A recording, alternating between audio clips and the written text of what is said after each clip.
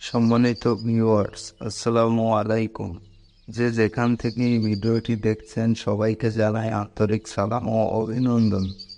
আজকে আলোচনা করব দেশি মুরগির ঘরে আলোর ব্যবস্থাপনা। তো বেশি কথা না বলে মুরগির ঘরে আলোর ব্যবস্থাপনা নিয়ে ভিডিওটি শুরু করা যাক। সাধারণত সবাই মুরগি পুষে থাকে ডিম ও মাংসের জন্য, তবে অনেকে বাণিজ্যিকভাবেও মুরগি পুষে থাকে। মুরগি সুস্থ ও সবল রাখতে ঘরের আলো বাতাসের আর্দ্রতা ঠিক থাকা দরকার। দিনের আলোর সাথে কৃত্রিম আলো সরবরাহের সময় যোগ করে মোট আলোক ঘন্টা নিশ্চিত করতে হবে।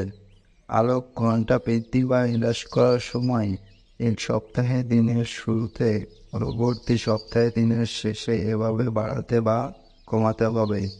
খেয়াল রাখতে হবে যেন 12 সপ্তাহের মধ্যে মুরগির ওজন আদর্শ ওজনের চেয়ে 40 থেকে 50 গ্রাম বেশি হয় এবং 21 সপ্তাহে ডিম উৎপাদন 50% নিশ্চিত হয়।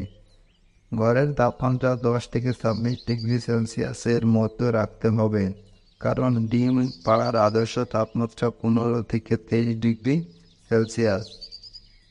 মুরগির ঘরে আলোক ব্যবস্থাপনা। মুরগির ঘরে প্রথম সপ্তাহে 24 ঘন্টা এবং দ্বিতীয় সপ্তাহ থেকে 8 থেকে 10 সপ্তাহ পর্যন্ত 23 ঘন্টা করে আলো রাখতে হবে। তাপমাত্রা নিয়ন্ত্রণ নিয়ম: প্রথম সপ্তাহে 35 ডিগ্রি সেলসিয়াস থেকে আস্তে আস্তে কমাতে কমাতে শেষ সপ্তাহে 21 ডিগ্রি সেলসিয়াসে নিয়ে আসা।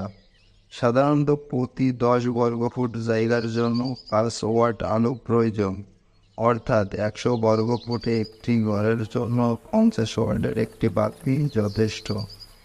বড় ঘরের জন্য অর্থাৎ 900 থেকে 1000 বর্গফুট জায়গার জন্য 50 ওয়াটের 10টি বাতি যথেষ্ট।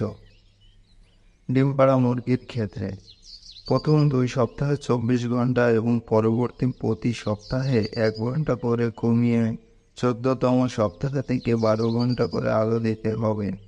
বাড়ন্ত বয়সে অর্থাৎ 14 থেকে 18 সপ্তাহে 12 ঘন্টা করে আলো সরবরাহ করতে হবে।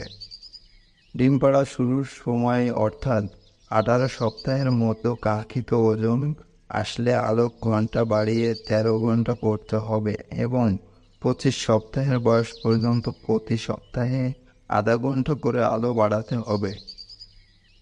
25 সপ্তাহ থেকে যতদিন ডিম দেয় ততদিন 16 ঘন্টা করে আলো দিতে হবে।